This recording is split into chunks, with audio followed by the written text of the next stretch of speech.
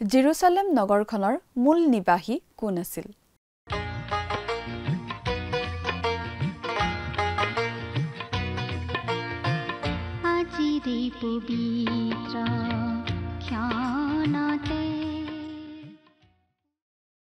নমস্কাৰ, আমাৰ ভক্তিবচন অনুষ্ঠানলৈ আপোনাক স্বাগতম জনাইছো। খ্ৰীষ্টীয় বিশ্বাসী লোকসকলৰ বাবে বিশেষভাৱে প্ৰস্তুত কৰা এই ভক্তিবচন অনুষ্ঠানটো হৈছে বাইবেল অধ্যয়নৰ ধাৰাবাহিক অসমীয়া অনুষ্ঠান। বাইবেলৰ গোটেই ৬৬খন পুস্তকৰে আমি ইয়াত অধ্যয়ন কৰিম। এই অনুষ্ঠানটো নিয়মিতভাৱে শুনি থাকিলে আমাৰ দৰ্শকসকলে গোটেইখন বাইবেল চোৱাৰ আৰু বুজি পোৱাৰ এটা সুযোগ পাব।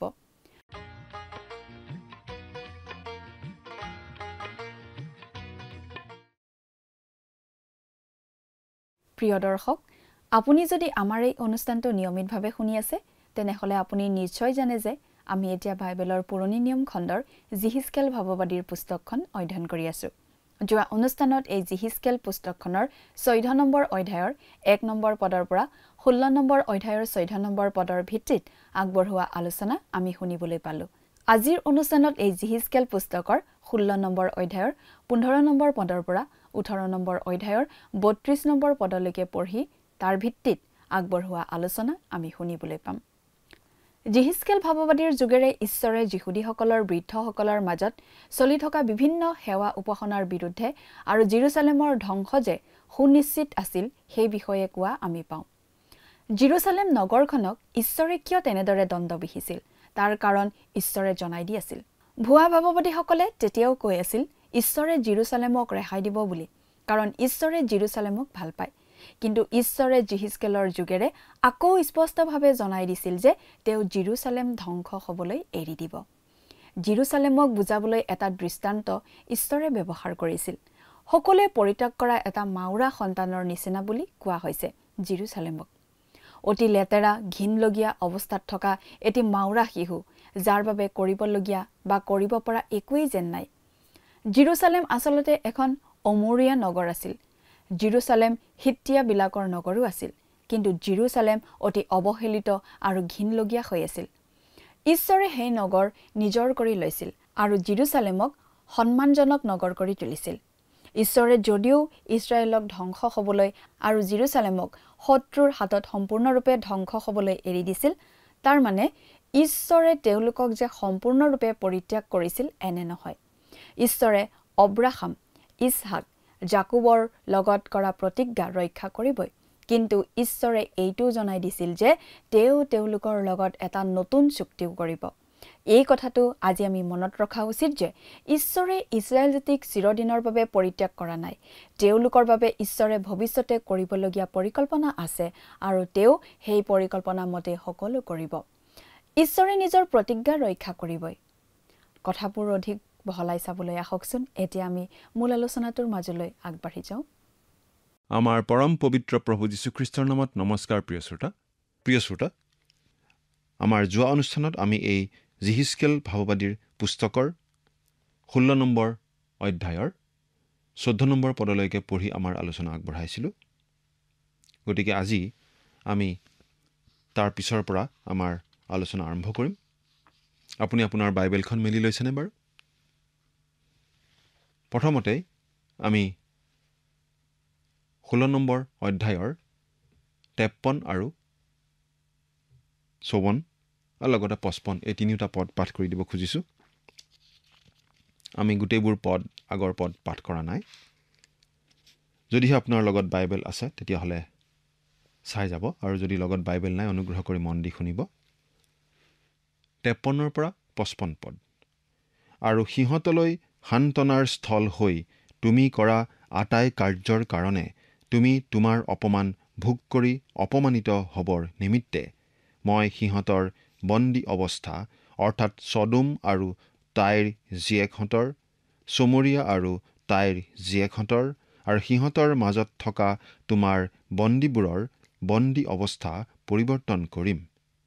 আৰু জীয়েকহঁতে সৈতে ছদোম আৰু জীয়েকহঁতে সৈতে চমৰীয়া তোমাৰ এই দুজনী বায়েৰা ভনীয়েৰা আগৰ নিজ নিজ অৱস্থালৈ উলটিব। তুমি আৰু তোমাৰ জীয়েৰাহঁতে তোমালোকৰ আগৰ অৱস্থালৈ উলটিবা। ইয়াত এটা কথাত আমি সাৱধান হ'বলগীয়া আছে। শেষৰ দিনা পাপী আৰু ধাৰ্মিক, প্ৰভু যীশুক বিশ্বাস কৰা আৰু বিশ্বাস নকৰা সকলোৰে জীৱনলৈ পুনৰুত্থান হোৱাৰ শিক্ষা দিয়া হোৱা নাই। গতিকে এইকেইটা পদ আৰু এনেকুৱাৰ নিচিনা বাইবেলৰ অ'ৰ পদ লৈ শেষৰ দিনা সকলোৱে পৰিত্ৰাণ পাব বুলি শিক্ষা দিয়াটো ভুল শিক্ষা। এই পদকেইটাতো মানুহে পৰিত্ৰাণলৈ পুনৰুত্থান পাব বুলি কোৱা নাই, কিন্তু এখন নগৰ বা এটা জাতি পুনৰুত্থান হোৱাৰ কথাটোকেহে ইয়াত কোৱা হৈছে। কিন্তু এই অধ্যায়টো এটা বৰ সুন্দৰ কথাৰে সামৰা হৈছে যে ঈশ্বৰে ইছৰাইলৰ সৈতে কৰা চুক্তি ৰক্ষা কৰিব। ইছৰাইল জাতিটোৰ পাপ অপৰাধসমূহে সেই চুক্তি ৰক্ষা কৰাৰ পৰা ঈশ্বৰক আঁতৰাই ৰাখিব নোৱাৰিব, বা আন কথাত চুক্তি ৰক্ষা কৰা কাৰ্যটোক তেওঁলোকৰ পাপ অপৰাধে নষ্ট কৰিব নোৱাৰিব। এতিয়া আমি এই 16 নম্বৰ অধ্যায়ৰ 60 নম্বৰ পদৰ পৰা একেবাৰে 63 নম্বৰ পদলৈকে শেষ পদটোলৈকে পাঠ কৰি দিছোঁ। তথাপি মই তোমাৰ যৌৱন কালত তোমাৰে সৈতে পতা মোৰ নিয়মটি সোঁৱৰণ কৰিম আৰু তোমাৰ অৰ্থে এটি চিৰস্থায়ী নিয়ম স্থাপন কৰিম। আৰু যেতিয়া তুমি নিজৰ বায়েৰা ভনীয়েৰাক গ্ৰহণ কৰিবা, তেতিয়া তুমি নিজ আচাৰ ব্যৱহাৰত মনত কৰি লাজ পাবা। আৰু মই সিহঁতক জীয়েৰাস্বৰূপে তোমাক দিম, কিন্তু তোমাৰ লগত কৰা নিয়মটিৰ দ্বাৰাই নহয়। আৰু প্ৰভু যীশুৱাই কৈছে, তুমি কৰা সকলো কাৰ্যৰ নিমিত্তে মই তোমাক ক্ষমা কৰা সময়ত তুমি মনত কৰি বিবৰ্ণ হ'বলৈ আৰু তুমি লাজ পাই তোমাৰ মুখ পুনৰাই কেতিয়াও নেমেলিবলৈ মই তোমাৰে সৈতে মোৰ নিয়মটি স্থাপন কৰিম। তাতে মই যে জিহুৱা তাক তুমি জানিবা। এৰা, ঈশ্বৰে তেওঁৰ চুক্তি সদায় পালন কৰে। ইছৰাইলৰ সৈতে কৰা চুক্তিও তেওঁ পালন কৰিবই। মই যে জিহুৱা তাক তুমি জানিবা, অৰ্থাৎ ঈশ্বৰে যে চুক্তি পালন কৰে, সেই কথাটো যেতিয়া আমি দেখিম, আমি ঈশ্বৰৰ বিষয়ে ভালদৰে বুজি পাম। ঈশ্বৰে যেনেকৈ সুধবিচাৰ কৰাৰ দ্বাৰাই দেখুৱাই দিয়ে যে তেওঁ ঈশ্বৰ, ঠিক তেনেদৰে তেওঁ চুক্তি পালন কৰাৰ দ্বাৰাইও দেখুৱাই দিয়ে যে তেওঁ ঈশ্বৰ। মানুহে নিজৰ চুক্তি ভংগ কৰিব পাৰে, কিন্তু ঈশ্বৰে তেওঁৰ চুক্তি ভংগ নকৰে, তেওঁ পালন কৰিবই। এতিয়া আমি 17 নম্বৰ অধ্যায়টোৰ অধ্যয়ন আৰম্ভ কৰিব খুজিছোঁ। এই 17 নম্বৰ অধ্যায়ত দুটা ঈগল পক্ষীৰ হাথৰৰ বিষয়ে আমি পাওঁ। 17 নম্বৰ অধ্যায়ৰ 1 আৰু 2 নম্বৰ পদ দুটা পাঠ কৰি দিছোঁ। প্ৰথমতে, পাছে জিহুৱাৰ বাক্য মোৰ ওচৰলৈ আহিল, বোলে, হে মনুষ্য সন্তান, তুমি ইছৰাইল বংশৰ আগত এটি নিগূঢ় বাক্য প্ৰকাশ কৰা আৰু এটি দৃষ্টান্ত কোৱা। যিহিজকেল ভাৱবাদীয়ে মানুহবিলাকৰ ওচৰলৈ গৈ দৃষ্টান্তেৰে আৰু অসচৰাচৰ কাৰ্য প্ৰদৰ্শনেৰে ঈশ্বৰৰ কথা জনাবলৈ চেষ্টা কৰিছে, কাৰণ যিমান সুন্দৰ কথাৰে ক'লেও তেওঁলোকে নুশুনিব আৰু বিশ্বাসো নকৰিব। 3 পৰা 5 নম্বৰ পদ, তুমি কোৱা, প্ৰভু যীশুৱাই এই কথা কৈছে, নানা বৰণৰ পাখিৰে ভৰা ডাঙৰ ডেউকা থকা আৰু ডেউকাত দীঘল পাখি থকা এটা ডাঙৰ কুৰৰ পক্ষীয়ে লিবানোনলৈ আহি এৰছ গছজোপাৰ আগডোখৰ লৈ গ'ল। সি তাৰ পোখাবোৰৰ মাজৰ সকলোতকৈ ওখ পোখাটি ছিঙি বাণিজ্য দেশলৈ লৈ গৈ বেপাৰীবিলাকৰ নগৰত তাক ৰাখিলে। সি দেশৰ গুটিৰ মাজৰ এটি গুটিও লৈ উৰ্বৰা মাটিত ৰুলে। সি জলসমূহৰ কাষত তাক থলে। সি বাইচি গছ হ'ব বুলি তাক ৰুলে। এই পদকেইটাত ডাঙৰ ঈগল পক্ষীটো বাৰু কোন? আমি সহজেই অনুমান কৰি ল'ব পাৰোঁ যে এই ডাঙৰ ঈগল পক্ষীটো আন কোনো নহয়। ডাঙৰ ঈগল পক্ষীটোৱে আচলতে বাবিল দেশৰ কথা বুজাইছে। বাইবেলৰ কেইবাঠাইতো বাবিলৰ মূল ৰজা নবুখদনেছৰক ঈগল চৰাইৰ সৈতে তুলনা কৰা হৈছে। জিৰিমিয়া 48 নম্বৰ অধ্যায়ৰ 40 নম্বৰ পদ, 49 নম্বৰ অধ্যায়ৰ 22 নম্বৰ পদ আৰু দানিয়েল 7 নম্বৰ অধ্যায়ৰ 4 নম্বৰ পদ। আকৌ কৈ দিছোঁ, জিৰিমিয়া 48 নম্বৰ অধ্যায়ৰ 40 নম্বৰ পদ, 49 নম্বৰ অধ্যায়ৰ 22 নম্বৰ পদ আৰু দানিয়েল 7 নম্বৰ অধ্যায়ৰ 4 নম্বৰ পদ। আকৌ ইয়াত সেই গছজোপানো কোন? এই এৰছ গছজোপানো কোন? আমি নিশ্চয় অনুমান কৰি ল'ব পাৰিছোঁ যে এই এৰছ গছজোপা হৈছে ইছৰাইল জাতিটো।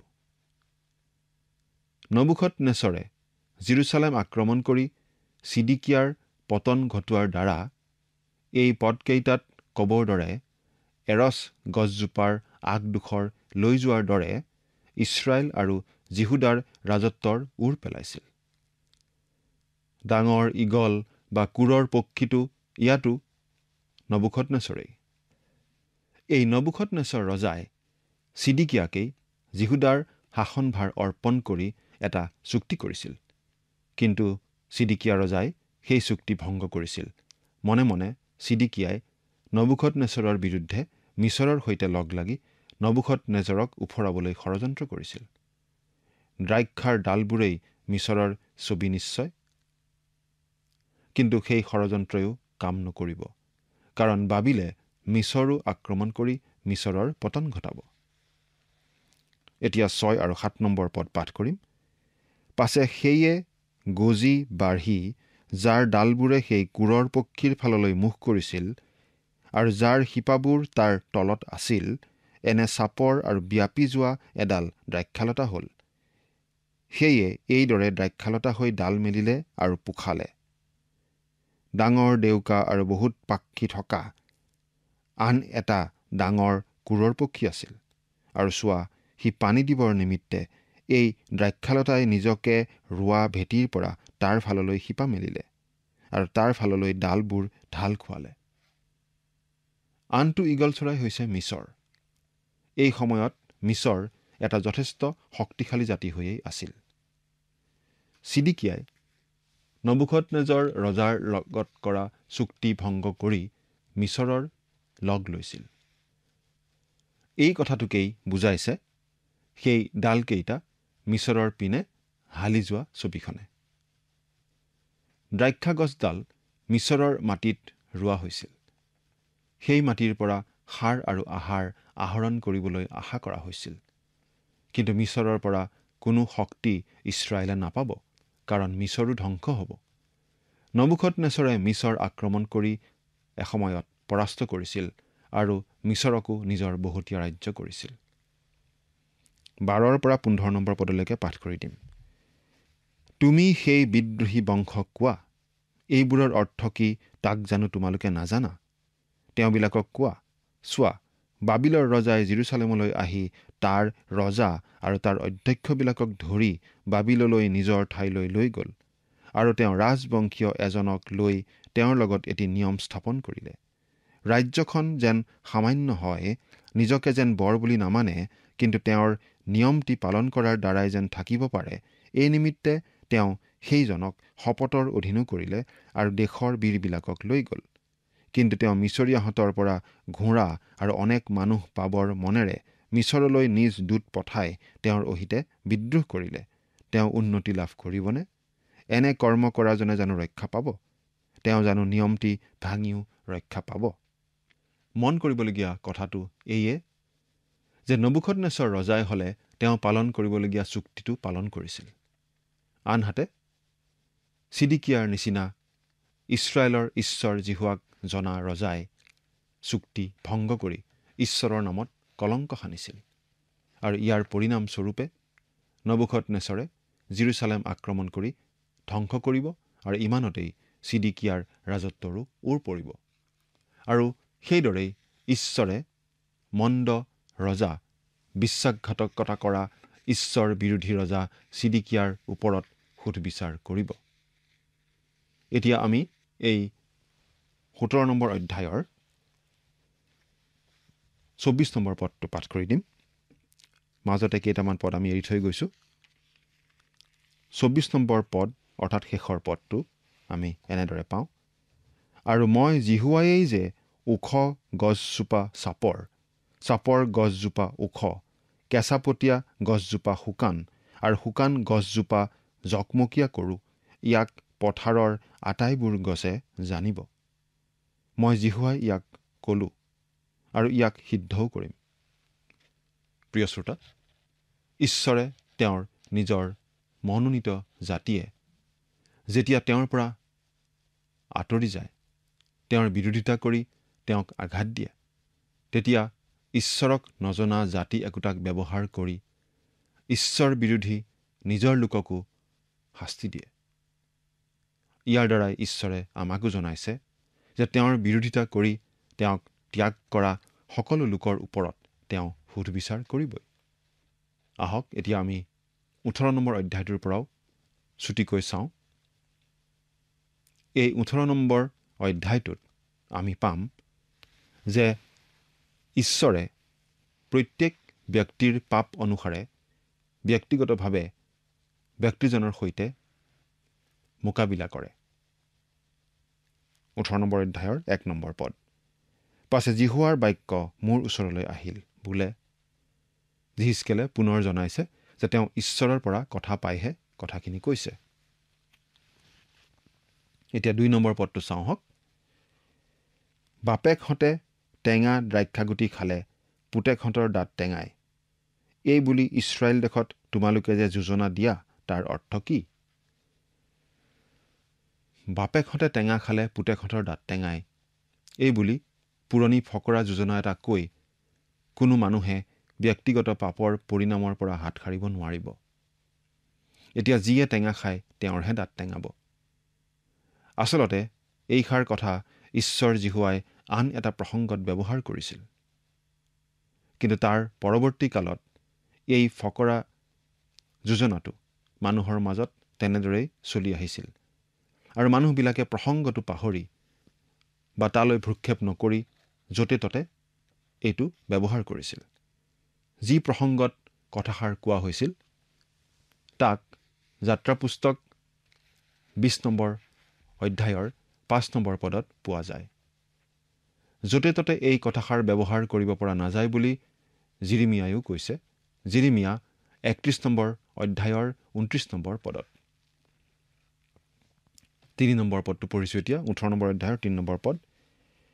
প্ৰভু জিহুৱাই কৈছে, মোৰ জীৱনৰ শপত, ইছৰাইলত এই যোজনা দিবলৈ তোমালোকে আৰু নাপাবা। ঈশ্বৰে আকৌ ফকৰা যোজনাটোৰ ক্ষেত্ৰত কৈছে, এই ফকৰা যোজনাটো ব্যৱহাৰ কৰিবলৈ তোমালোকে আৰু কোনো সুযোগ নাপাবা। কিয়? কাৰণ সকলোৰে প্ৰাণ ঈশ্বৰ জিহুৱাৰ। বাপেকে টেঙা খালে পুতেকৰো দাঁত টেঙাব যদি বাপেকে কৰা পাপকে পুতেকেও অব্যাহত ৰাখে। তাৰ বাহিৰে ঈশ্বৰৰ ন্যায়ৰ নীতিটো হৈছে যে যিয়ে পাপ কৰে তেওঁ মৰিব। যি প্ৰাণীয়ে পাপ কৰে সেই প্ৰাণীয়েহে মৰিব। এতিয়া আমি 18 নম্বৰ অধ্যায়ৰ 4 নম্বৰ পদটো পঢ়ি দিছোঁ। চোৱা, আটাই প্ৰাণ মোৰেই, যেনেকৈ বাপেকৰ প্ৰাণ মোৰ তেনেকৈ পুতেকৰ প্ৰাণো মোৰ। যি প্ৰাণীয়ে পাপ কৰে সেই প্ৰাণীহে মৰিব। এৰা, ঈশ্বৰে কৈছে সকলো প্ৰাণী সকলো আত্মা তেওঁৰহে। প্ৰত্যেকজন মানুহে নিজ পাপৰ ফলত মৰিব। যি প্ৰাণীয়ে পাপ কৰে সি অৱশ্যে মৰিব। ঈশ্বৰে প্ৰত্যেকৰে বিচাৰ কৰিব। 5 নম্বৰ পদৰ পৰা 9 নম্বৰ পদলৈকে পাঠ কৰি দিম। যদি কোনো মানুহ ধাৰ্মিক হয়, যি উচিত আৰু ন্যায় তাকে কৰে, পৰ্বতবোৰত ভোজন নকৰে, বা ইছৰাইল বংশৰ মূৰ্তিবোৰলৈ চকু নোতোলে, বা নিজ ওচৰ চুবুৰীয়াৰ তিৰোতাত অসুচি নকৰে, নাইবা কোনো তিৰোতা অসুচি হোৱা সময়ত তাইৰ ওচৰলৈ নাযায় আৰু কাকো অন্যায় নকৰে, কিন্তু ধৰুৱাক তাৰ বন্ধক ওলোটাই দিয়ে, কাৰো বস্তু বলেৰে কাঢ়ি নলয়, ক্ষুধাতুৰক নিজৰ আহাৰ দিয়ে আৰু নাঙঠাক কাপোৰেৰে ঢাকে, সুতলৈ ধাৰ নিদিয়ে, নাইবা বাঢ়ি নলয়, অন্যায়ৰ পৰা নিজ হাত কুচায়, মানুহৰ মাজত সত্য বিচাৰ কৰে, মোৰ বিধিবোৰত চলে আৰু যথাৰ্থ কাৰ্য কৰি মোৰ শাসন প্ৰণালীবোৰ পালন কৰে তেন্তে তেওঁহে ধাৰ্মিক। প্ৰভু যীশুৱাই কৈছে তেওঁহে অৱশ্যে জীয়াই থাকিব। 10 নম্বৰ পদ, আৰু যদি কোনো মানুহৰ ঔৰসত এটা পুতেক জন্ম হৈ সি ডকা দিয়া, ৰক্তপাত কৰা আদি কোনো কাৰ্য কৰে, 13 নম্বৰ পদ, সুতলৈ ধাৰ দিয়ে আৰু বাঢ়ি লয়, তেনেহ'লে সি জীয়াই থাকিবনে? সি জীয়াই নাথাকিব। সি এই আটাইবোৰ ঘিনলগীয়া কাৰ্য কৰে, সি অৱশ্যে মৰিব, আৰু তাৰ ৰক্তপাতৰ দোষ তাৰ গাত থাকিব। অৱশ্যে ধাৰ্মিক মানুহজনৰ ঔৰসত জন্মা পুত্ৰ চোৰ বা নৰবধী হ'ব পাৰে, কিন্তু তাৰ বাবে ধাৰ্মিক দেউতাক দোষী নহ'ব। চোৰ পুত্ৰই নিজৰ দণ্ড নিজে ভোগ কৰিব লাগিব। 14 নম্বৰ পদত তাৰ ঠিক বিপৰীত কথাটো আছে, অৰ্থাৎ দেউতাক দুষ্ট হ'লেও পুতেকজন ন্যায়ত চলা লোক হ'ব পাৰে। তেতিয়াও দুষ্টৰ দুষ্টতাৰ ফল সেই দুষ্টজনতহে পৰিব। সেয়াই ঈশ্বৰৰ নীতি। এতিয়া আমি 17 আৰু 18 নম্বৰ পদ দুটা পঢ়ি দিছোঁ। দুখীয়াক উপদ্ৰৱ কৰাৰ পৰা নিজ হাত কুচাই সুত বা বাঢ়ি নলয়, মোৰ শাসন প্ৰণালীবোৰ পালন কৰে, মোৰ বিধিবোৰত চলে, এনে পুতেক যদি সেই মানুহৰ ঔৰসত জন্ম হয়, তেন্তে সেই পুতেক নিজৰ বাপেকৰ অপৰাধৰ নিমিত্তে নমৰিব, তেওঁ অৱশ্যে জীয়াই থাকিব। তেওঁৰ বাপেকৰ বিষয়ে হ'লে তেওঁ অত্যন্ত অত্যাচাৰ কৰাৰ, বলেৰে নিজ ভাইৰ বস্তু কাঢ়ি লোৱাৰ আৰু নিজৰ লোকবিলাকৰ মাজত যি ভাল নহয় তাকে কৰাৰ কাৰণে চোৱা, তেওঁ নিজ অপৰাধৰ নিমিত্তে মৰিব। ঈশ্বৰে জনাই দিছে প্ৰত্যেক মানুহক এই জীৱনতে তেওঁ বিচাৰ কৰে। সেই মানুহজনে কেনেদৰে জীৱন কটাইছে তাৰ ওপৰত ভিত্তি কৰি। আমি মনত ৰাখোঁ হওক যে ঈশ্বৰে ইয়াত অনন্ত জীৱনৰ কথা কোৱা নাই, কিন্তু এতিয়াই এই জীৱনতে লাভ কৰিব লগা আশীৰ্বাদ অথবা অভিশাপৰ কথাহে কৈছে। 20 নম্বৰ পদ, পাপ কৰা প্ৰাণীহে মৰিব। পুতেকে পুতেকৰ অপৰাধৰ ভাৰ নবব। ধাৰ্মিকৰ ধাৰ্মিকতা ধাৰ্মিকৰ গাত আৰু দুষ্টৰ দুষ্টতা দুষ্টৰ গাত থাকিব। যি প্ৰাণীয়ে পাপ কৰে সি অৱশ্যে মৰিব। এই কথাটো এই অধ্যায়ত দুবাৰ কোৱা হ'ল। আমি 4 নম্বৰ পদত এই কথাটো আগতেই পাইছোঁ। 31 নম্বৰ পদ, যি যি অপৰাধেৰে তোমালোকে অপৰাধ কৰিলা, তোমালোকৰ সেই সকলো অপৰাধ তোমালোকৰ পৰা দূৰ কৰা, আৰু তোমালোকৰ নিজৰ নিজৰ নিমিত্তে এক নতুন হৃদয় আৰু এক নতুন আত্মা কৰা, কিয়নো হে ইছৰাইল বংশ, কিয় তোমালোক মৰিবা? আধুনিক মনোবিজ্ঞানীসকলে শিকায় যে কোনো এজন যুৱক উদণ্ড গুণ্ডাৰ নিচিনা হয় যদি মাকে তাক ভাল কথা সৰুতে নিশিকালে, নাইবা তাক অৱহেলা কৰিলে আৰু বেছি প্ৰেমৰ ভাৱ নেদেখুৱালে। কিন্তু আচলতে আমাক এই কথা কোৱা হৈছে যে আমি পাপী, কাৰণ আমি স্বভাৱতে পাপী। আমি প্ৰত্যেকেই অকলেই ঈশ্বৰৰ আগত থিয় দিব লাগিব, জবাবদিহি দিব লাগিব। আমি আমাৰ কামৰ বাবে আমাৰ পিতৃ মাতৃক দোষ দিব নোৱাৰিম। যিহিচকেলে এই কথা পৰিষ্কাৰ কৰি দিছে যে ইছৰাইলীয়া লোকসকলক এই জীৱনতে বিচাৰ কৰা হ'ব, জীৱন ধাৰণৰ ধৰণৰ ওপৰত ভিত্তি কৰি। সেই কথা তেওঁলোকে বিশ্বাস কৰকেই বা নকৰক। 32 নম্বৰ পদ, কিয়নো প্ৰভু যীশুৱাই কৈছে, কোনো লোক মৰিলে মই তাৰ মৃত্যুত সন্তোষ নাপাওঁ, এই হেতুকে তোমালোক ঘূৰি জীয়াই থাকা। ইয়াতো শাৰীৰিক মৃত্যুৰ কথাই কোৱা হৈছে। মানুহৰ মৃত্যু হোৱা দেখি ঈশ্বৰে আনন্দ নাপায়। তেওঁ মানুহ জাতিক মৰিবলৈ সৃষ্টি কৰা নাছিল। যীশুৱে লাজাৰৰ মৃত্যুত ক্ৰদন কৰিছিল, যদিও তেওঁক পুনৰ জীয়াই তুলিব বুলি তেওঁ জানিছিল। মানুহৰ যোগেদিয়ে মৃত্যু মানুহলৈ আহিল, ঈশ্বৰৰ যোগেদি নহয়। মানুহৰ পাপৰ ফলতেই এই মৃত্যু জগতলৈ আহিছিল। সেয়েহে প্ৰভু যীশুক গ্ৰহণ কৰি অনন্ত জীৱন লাভ কৰি প্ৰভুৰ লোকৰূপে তেওঁৰ সন্মুখত উপস্থিত হওক।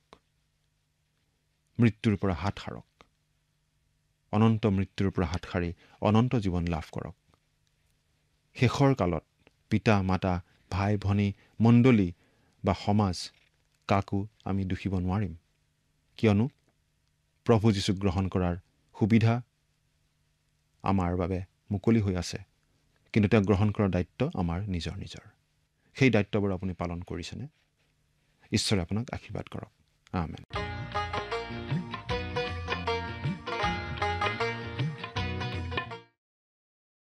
বহুতে ক'ব খোজে যে এজন ব্যক্তি বেয়া হোৱাৰ কাৰণ হ'ল তেওঁৰ মাক দেউতাকে সৰুতে তেওঁক সঠিক ব্যৱহাৰ কৰা নাছিল, তেওঁক অৱহেলা কৰিছিল আৰু তেওঁক মৰম নকৰিছিল। কিন্তু আমাক বাইবেলে শিকায় যে আমি পাপী, কাৰণ আমি স্বভাৱতে পাপী। এদিন প্ৰতিজন ব্যক্তিয়ে ঈশ্বৰৰ আগত থিয় হ'ব আৰু সেই সময়ত তেওঁ নিজৰ পিতৃ মাতৃক দোষ দিব নোৱাৰিব। জিহিজকেলে অতি স্পষ্টভাৱে ইছৰাইলক কৈছিল যে তেওঁলোকে সকলো অপৰাধ ত্যাগ কৰি নতুন হৃদয় আৰু নতুন আত্মা কৰিব লাগে, কাৰণ তেওঁলোকৰ অনাশক মৃত্যুত ঈশ্বৰে আনন্দ নাপায়। আচলতে মানৱ জাতিৰ বাবে মৃত্যু ঈশ্বৰৰ উদ্দেশ্য নাছিল। মানুহৰ ভুলৰ দ্বাৰাই মৃত্যু জগতলৈ আহিল, মানুহৰ পাপৰ ফলস্বৰূপে মৃত্যু আহিল, কিন্তু সেই মৃত্যুৰ ঈশ্বৰে আনন্দ নাপায়। এটা আশীৰ্বাদপূৰ্ণ জীৱন মানুহে উপভোগ কৰি থকাটোহে ঈশ্বৰে কামনা কৰে। প্ৰিয় দৰ্শক, আজিলৈ আমাৰ অনুষ্ঠানটো ইমানতে সামৰণি মাৰিব খুজিছোঁ। পৰৱৰ্তী অনুষ্ঠানত আপোনালোকক পুনৰ লগ পোৱাৰ আশা ৰাখিছোঁ। সামৰণি মৰাৰ আগতে আহকচোন আমি খন্তেক প্ৰাৰ্থনাত মূৰ্ণত কৰোঁ। স্বৰ্গত থকা অতি মৰমীয়াল দয়ালু পিতৃ ঈশ্বৰ, প্ৰভু তোমাক ধন্যবাদ দিছোঁ। দয়ালু মৰমীয়াল পিতৃ ঈশ্বৰ, এই সময়তে প্ৰাৰ্থনা কৰিছোঁ তোমাৰ চৰণত। প্ৰভুজী, তোমাৰ পবিত্ৰ বাক্য আমি শিকিলোঁ, আৰু সঁচাকৈ পিতৃ, আমি যাতে তোমাৰ সন্তান হিচাপে কেতিয়াও যাতে আমি তোমাৰ বাক্যক যাতে অৱহেলা নকৰোঁ, আমি আমাৰ জীৱনত সদায় তোমাৰ বাক্যক আগস্থান দি তোমাৰ বাক্যত কোৱাৰ দৰে প্ৰভু আমি আমাৰ জীৱনটো যাতে সেইমতে চলিবলৈ পাৰিম, তেনে আশীৰ্বাদ প্ৰভু তুমি আমাক প্ৰত্যেককে দান কৰিবা। আৰু বিশেষকৈ পিতৃ, এই অনুষ্ঠানটি চাই থকা প্ৰতিজন দৰ্শকক তোমাৰ আশীৰ্বাদেৰে প্ৰভু তুমি পৰিপূৰ্ণ কৰিবা, আৰু তেওঁলোকৰ সকলো প্ৰয়োজনবোৰ প্ৰভু তুমি পূৰণ কৰিবা। এই সকলো যাচনা মহান ত্ৰাণকৰ্তা প্ৰভু যীশু খ্ৰীষ্টৰ নামত অৰ্পণ কৰিছোঁ। আমেন।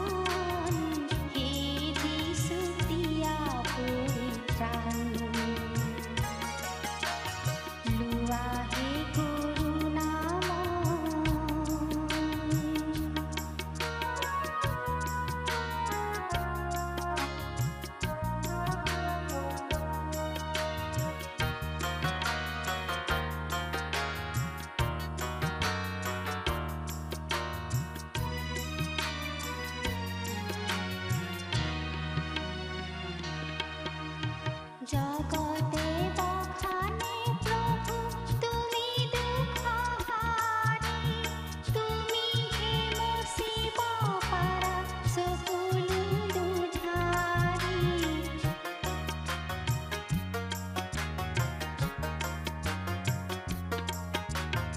জগতে বখানে প্ৰভু তুমি দুখহাৰী, তুমি হে মুচিব পাৰা সকলো দুধাৰী। তোমাৰ প্ৰেমত প্ৰভু ধৰণী মহান, সেই যীশু দিয়া পৰিত্ৰাণ। লোৱা হে কৰোণা। প্ৰিয় শ্ৰোতা দৰ্শক, আশা কৰোঁ ভক্তিবচন অনুষ্ঠানটি উপভোগ কৰি আপোনাৰ নিশ্চয় ভাল লাগিছে। এই বিষয়ে আপোনাৰ মতামত জানিব পাৰিলে আমি নথৈ আনন্দিত হ'ম। আপোনাৰ যদি আমাৰ এই অনুষ্ঠানটি উপভোগ কৰি ভাল লাগিছে, তেন্তে অনুগ্ৰহ কৰি আমালৈ এটি মিছ কল দিয়কচোন। আপোনাৰ এটা মিছ কল আমাৰ বাবে অতি মূল্যৱান। প্ৰতিটো মিছ কল দিয়া সকলৰ মাজৰ পৰা এজন বিশেষ দৰ্শকক বাছি লৈ সপ্তাহৰ শেষত পুৰস্কৃতও কৰা হ'ব। মিছ কল দিয়া নম্বৰটো হৈছে 04449081 আপোনাৰ যদি কিবা প্ৰাৰ্থনাৰ বিষয় থাকে বা অধিক জানিবলৈ ইচ্ছা কৰে, তেন্তে টেলিফোনৰ মাধ্যমেৰেও আমাক যোগাযোগ কৰিব পাৰে। আমাৰ টেলিফোন নম্বৰটো হৈছে 7429840242। আপুনি আমালৈ ইমেইল অথবা পত্ৰযোগেও যোগাযোগ কৰিব পাৰে। তাৰ বাবে আমাৰ ইমেইল ID আৰু পোষ্টেল এড্ৰেছটো টিভি পৰ্দাত চাই লওকচোন। পুনৰ লগ পোৱাৰ আশাৰে আজিলৈ ইমানতে সামৰিছোঁ। ঈশ্বৰে আপোনাক আশীৰ্বাদ কৰক।